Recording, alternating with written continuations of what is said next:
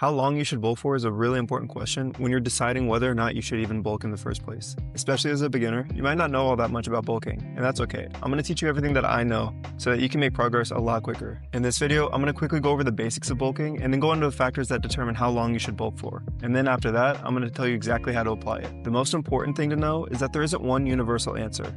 Everything is individual, but what I'll show you is how to find what works best for you. Like I discussed in some of my other videos, bulking is a combination of a caloric surplus and training. The overall goal is to put on as much muscle mass as possible. Now you have to remember that during a bulk, fat gain is inevitable. But if you diet properly, you can mitigate the amount of fat that you gain. Now the first thing to understand is that you cannot bulk forever. Factors such as insulin gain, body fat percentage, and appetite will eventually halt your bulk. For me, this happened a few weeks ago. I had been bulking for almost 7 months straight and I was eating 3,800 calories a day. After a while, even after a couple deloads, I noticed that my training was stagnating and that it was hard to get down all the food I needed to. So over the past 2 weeks, I did a quick mini cut and now I'm back into the bulk. Like I said before, 7 months is not a magic number. Everything is individual. Another big factor in what determines the length of your bulk is your goals. For me, I'm just trying to put on as much size as possible while not overloading my stomach. Other people might like to stay as lean as possible during their bulk or maybe have a combination with some kind of athletic look. Now onto the factors that affect bulking duration. You have to know that muscle growth rate varies from person to person. A huge factor is your genetics, training quality, nutrition, and consistency.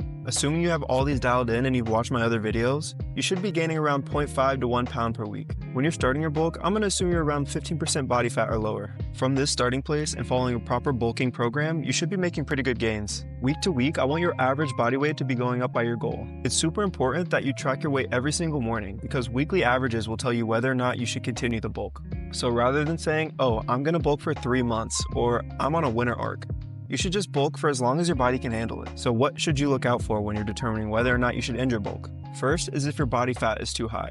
Depending on your goals, you might not want to go above 15% body fat, or if you're willing to carry a little bit extra body fat, maybe no more than 20%. The second thing to look out for is if you're gaining weight but not getting any stronger. If this is the case, consider a deload before you consider cutting. And if you need help determining what works best for you, hit the top link in the description. Something that you should avoid and a trap that I fell into is yo-yoing between bulking and cutting. When you're in a caloric surplus, that's when your body puts on muscle. Now yes, you can build muscle on a cut, but it won't be nearly as much as if you're on a bulk. So how do we apply all this knowledge? For beginners, I recommend roughly 12 to 20 weeks of bulking. After this length of time, see if you check any of the boxes I've talked about previously. If you can't handle the amount of food, consider a maintenance for a week. If your training is stagnating, consider deloading for a week. And if you've been bulking for a long time and both those boxes are checked, consider cutting. Now how do we transition from a bulk to maintenance? Simply use the calculator I linked in the description to roughly find what your maintenance calories is. Eating at maintenance for no more than 2 to 12 weeks can help with the following things. First, it can help recover you from training and diet fatigue. I know that I have a really poor appetite, so eating at maintenance for a while can really help reset me. Reducing your surplus can also help to keep your metabolism in check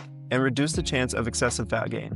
And remember that training is the main driver for muscle growth and nutrition just supports this. In recap, bulking duration varies depending on your goals, body fat level, and progress. Track your weight and food every day and monitor your progress week to week. When you're transitioning between phases, don't yo-yo back and forth. Stay consistent for at least 1 to 2 weeks depending on what your goal is. Before cutting, consider a maintenance phase to reduce diet fatigue. Now with that said, drop any questions you have in the comment section below, like, share, and subscribe. Thank you.